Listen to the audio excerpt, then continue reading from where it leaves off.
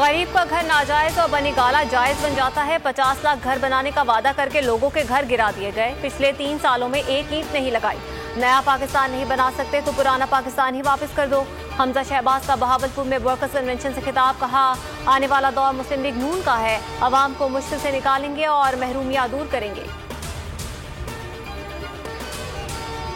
इमरान खान की कोई offshore company नहीं। जिन साहब के नाम कंपनियां हैं वजीर आजम उनको जानते हैं, ना ही मुलाकात हुई।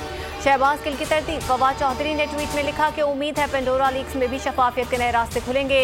लीक्स करप्शन की हौसला शिकनी का सबब बनेंगे। अमीर ममालिक में दौलत छुपाने की हौसला शिकनी होनी चाहिए। फारूक हबीब बोले, वजीर आजम लंदन में महल्लात नहीं बना रहे। पेंडोरा लीक्स ने इमरान खान का पेंडोरा बॉक्स खोल दिया। आसादिक और अमीन की 2 ऑफशोर कंपनियां और निकल आईं। पेंडोरा बॉक्स और तोशाखाना केस में नाम आने पर इमरान खान मुस्ताफी हों। एहसन इकबाल का मुतालबा। कहा, इमरान खान पार्लियामेंट से दोबारा एतमाद का वोट लें। सिराजुल हक बोले, जमात इस्लामी करप्ट माफियाज का पीछा करेगी। पैनामा में नवाज शरीफ के अलावा किसी के खिलाफ कार्रवाई नहीं की गई।